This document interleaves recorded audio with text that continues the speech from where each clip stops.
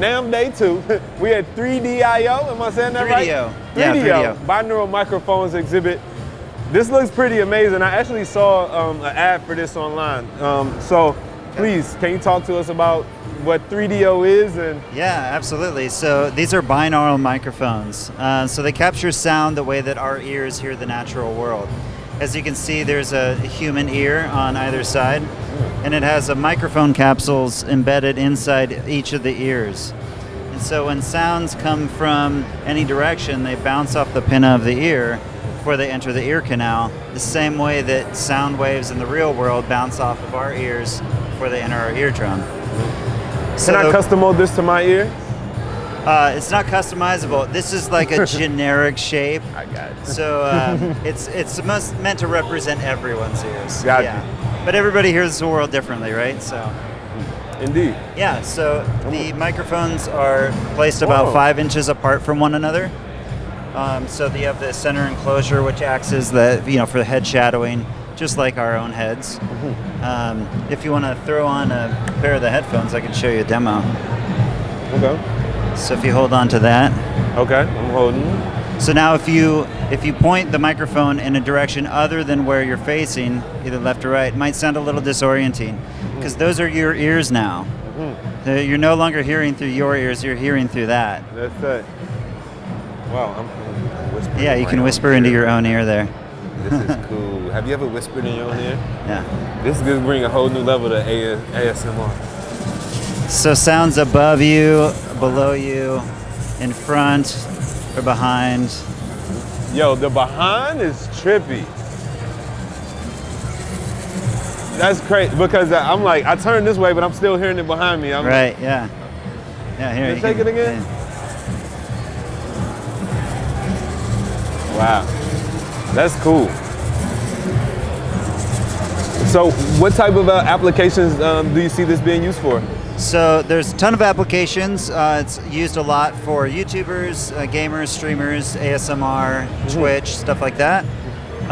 You can also use it for field recording. It makes for really great nature sounds. Yeah. Captures the full space of any outdoor space that you're in. Recording engineers, they make really great room mics because again, it captures the space. Yeah. But some engineers use it for drum overheads. Right. And then, filmmakers, industrial safety applications. There's a bunch of different uses for it. What type of output? Right, so this is our XLR model. It has a 3.5, or no, sorry. This is our XLR model. This has a 3.5 millimeter stereo unbalanced mic level output. It's powered by a 9-volt battery inside the microphone. That lasts for about 300 plus hours. Like I said, I have a portable solution, so I usually just run out the 3.5 millimeter, and then I can just hook up an H1 just like this. Nice. And then our XLR also has the mono outs for each left and right ear. Okay. It's like a standard condenser microphone, so just provide phantom power to it. It's two microphones, or? Yeah, one for each ear. Yeah. Gotcha. Yeah, exactly. Cool. Yeah. And what's different on this model's output? So all of them have the 3.5 millimeter outputs. This one also includes the XLRs, as well as our Pro model has XLR outputs. Okay, how's the Pro model different from these two? So these two have Primo EM272 microphone capsules inside, really great small diaphragm condensers, but probably the best small diaphragm condenser that you can buy on the market is the DPA 4060. It's an omnidirectional capsule, has a flat 20 to 20K frequency response, has a slight boost at around 8K, but otherwise it's totally flat. You'll definitely notice the difference. The dynamic range the dynamic range on this is much better. Oh, yeah. It has a lower, it has a higher sensitivity, higher SPL rating. Cool. Yeah, cool. and I'm sure you can hear the difference. Let's see my little noise test. You're moving all around me right now. Very cool. Yeah. What is the? I was just gonna say, so our base model runs for 400. The XLR model runs for $649, and then our Pro model is $2,000. Okay, that's not a bad price at all. Especially being able to get in at $400. That's right. That's a really good price. Yeah. Sweet, man. I appreciate you. Here's my card. Sweet. What's up, Elliot? I'm Wayne. Hey, All right. Yeah. So we're over at the Cranborne Audio booth with Elliot at NAMM 2022. Elliot, what are you guys exhibiting this year? Well, we've got a few things. Some that have been around a little while and some new stuff as well. But let's start with this. That's right in front of you. So this guy is our 500 ADAT. So I don't know if you're familiar with the 500 series lunchbox format. For sure. Yeah. Well, this is a 8-slot 500 series rack, but with a big difference. Nice. This has a built-in A to D, D to A conversion, as well as a built-in ADAT interface. Okay. So effectively what you can do is you can connect this up to your Apollo or any interface with ADAT just using 2 cables, and then you can send and receive audio between the 2 devices. Okay. So just imagine you're tracking. You could just load 8 preamps into here, put your mics into the back, and then the signals from the preamps come straight out via ADAT, straight into your interface to record. Wow, I'll give you a bunch more. So there's 8 That's right. additional inputs on ADAT for you and outputs That's right. coming right into your interface. That's it. But the big difference with our rack compared to some others is that we have ADAT inputs as well. So when you're mixing, you can send sources from this device out, through, into the modules, and then back in. So you can do like hardware inserts in Pro Tools. You can insert like a mastering EQ or a compressor directly into tracks, into your DAW, just using ADAT. Nice. And freeing up all the I/O on your interface. Yeah. How's the latency with that? Well, our box, it has very low latency, and ADAT itself, all we're using is one sample to convert into the ADAT protocol, if you like, and our converters have been set up for the lowest latency. So you're looking at about 7 samples in, 8 samples out, which at 48K is completely negligible. Nice. And then what are the controls that you have on each of the modules? Yes, absolutely. So here we have, get out of the way, we have some switches here, and these determine the inputs into each of the modules.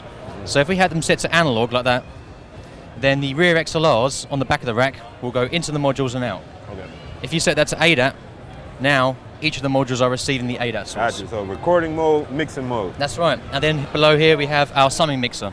So what you can do then is you can bring sources in via ADAT, create your summed mix, then send that back in. Okay. So you're getting more inputs to record, more inputs and hardware inserts for mixing, as well as a summing mixer, all built into one box. Wow. And what's the price point on this? Well, this retails at $14.99.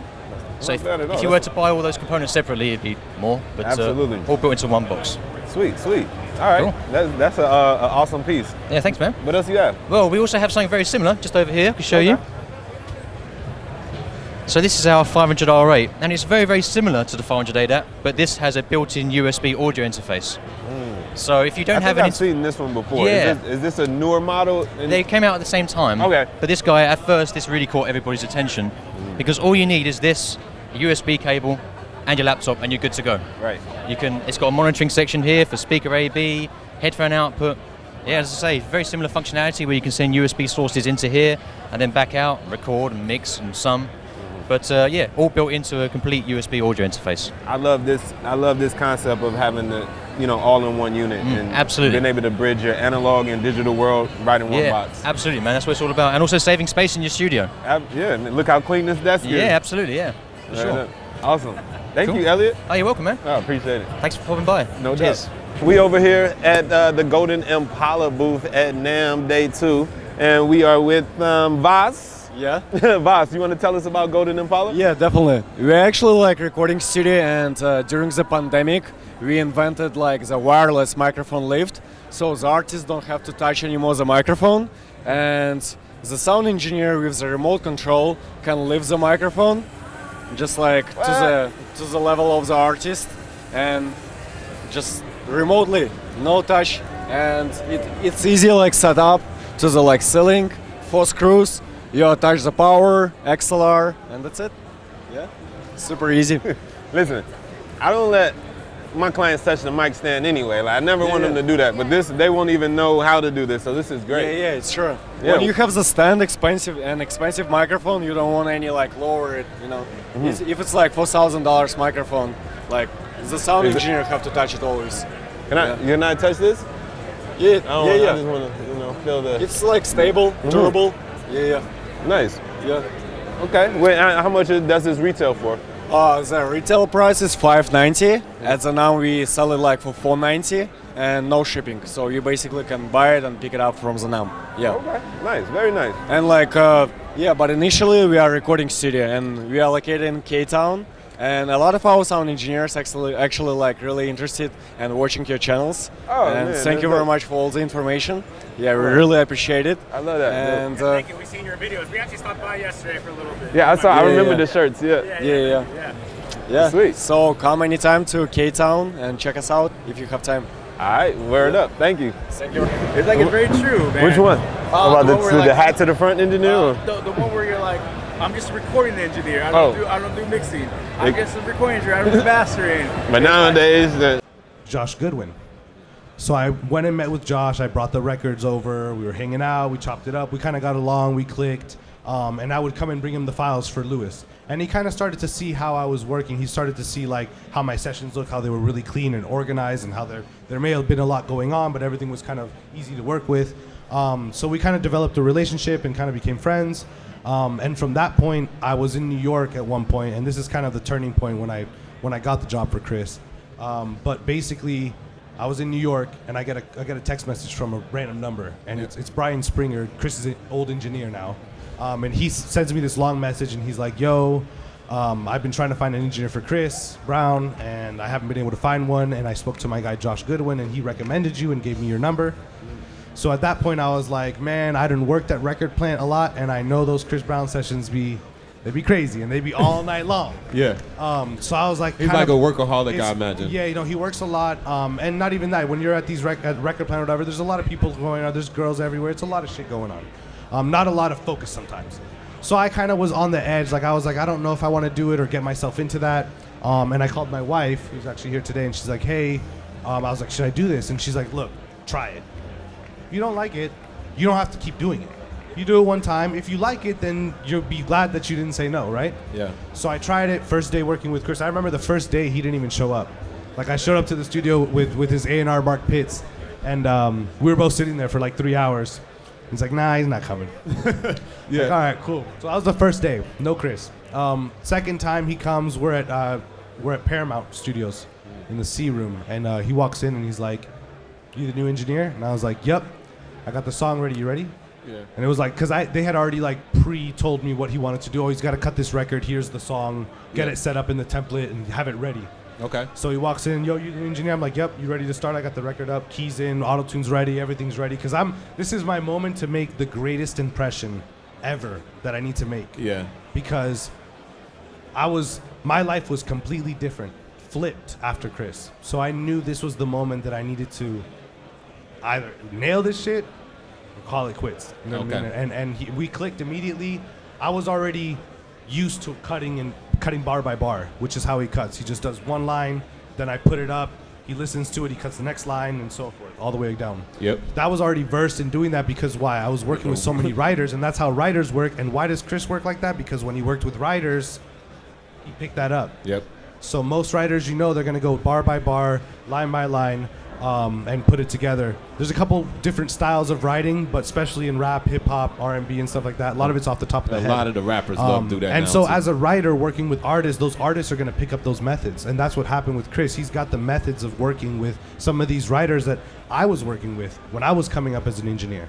So that was already gone. So we were knocked in. Everything I have is color-coded, organized. My template is not about how it sounds. Chris sounds the way he sounds because he's Chris Brown, not because I put an EQ on his vocal. You know what I mean? He sounds like that because it's him. Yep. What I have the template for is to make everything be organized because I'm dealing with sometimes 150 tracks of vocals. You know what I mean? A lot of times it's not. It could be 60. But on those days where it's 150, you're going to be happy that you color-coded and organized everything correctly. You know what I mean? And 60 is still a lot. 60 is a goddamn lot, but that's an average of regular. Like, okay, every record's gonna have at least 60 tracks, but there are the records. Like we have we did a record recently that was like really like up funky with a lot of vocals, trumpets, that type of stuff. Yeah. That one's gonna have a lot of harmonies, a lot of stacks. You know what I mean? I might even include some of the demo singer stacks underneath just to give it texture. A lot of the stuff you hear that we cut, we leave the demo just like really tucked underneath just to give it that texture.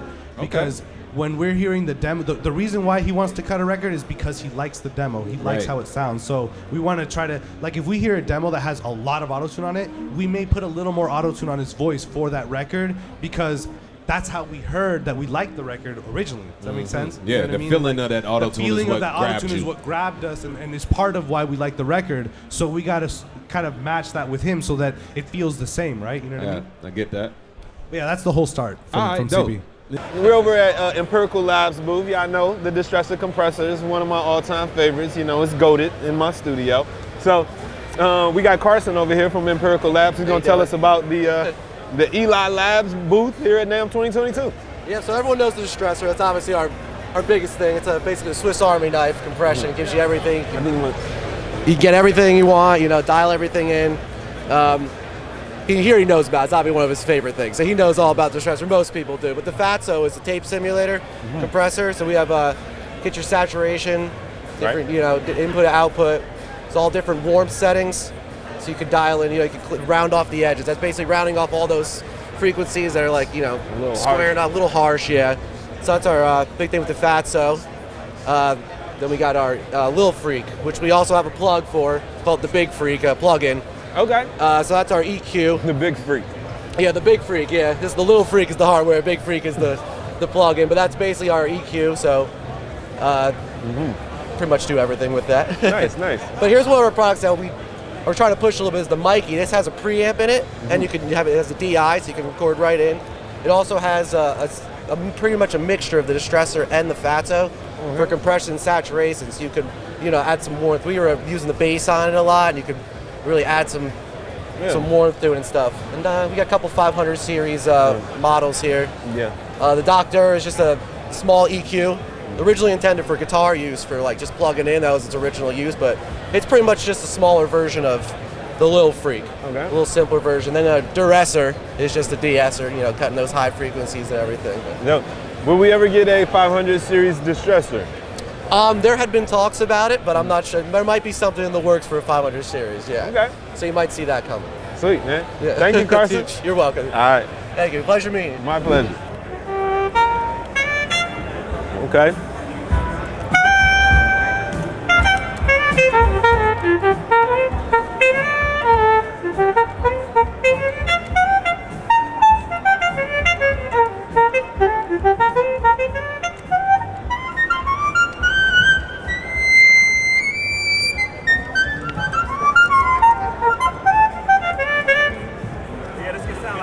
Nice.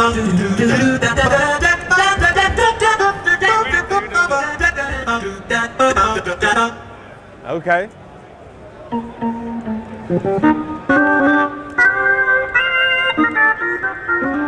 Let's go. Got the organ going.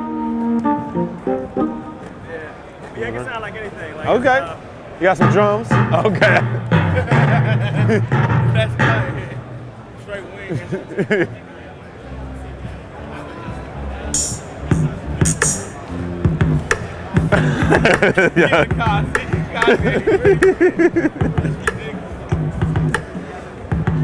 Okay.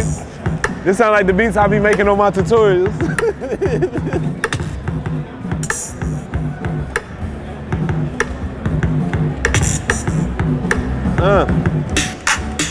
They need to build a looper into that. I've been telling them that. Hey man, we are on the NAMM floor again, and this time I'm in front of the Mackie exhibit. Now, if you don't know, Mackie is one of the sponsors of our $20,000 studio gear giveaway. So make sure that you enter so you can win some dope Mackie gear and upgrade your studio, man. That's all I'm trying to say, man. Shout out to Mackie.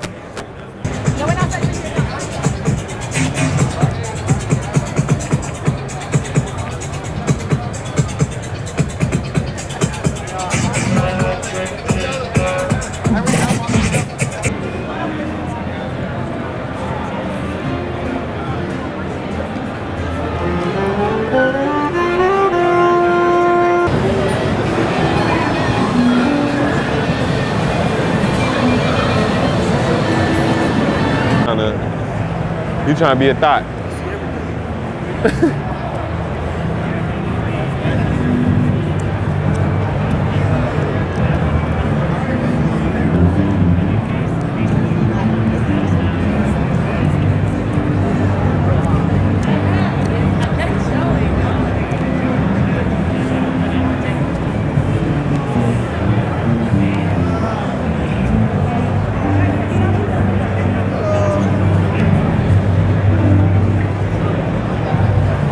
Why are you always in the mood?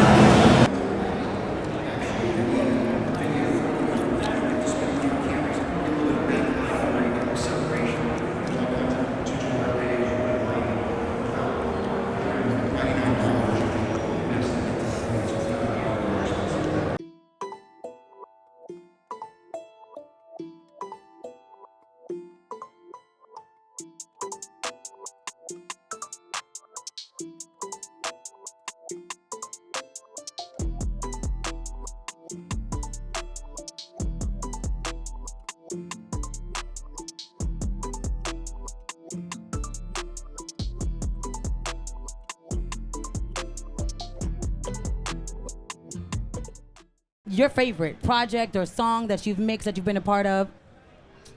Wow, that's tough. Okay, I can say project. It's a song I co-produced on the Dreamville project. It was a compilation album called Revenge of the Dreamers 3. And really it was the experience of, we all went down to Atlanta to Tree Sound Studios, legendary studio. Yeah. And spent, I think it was 10 days. I was only there for like four of the days.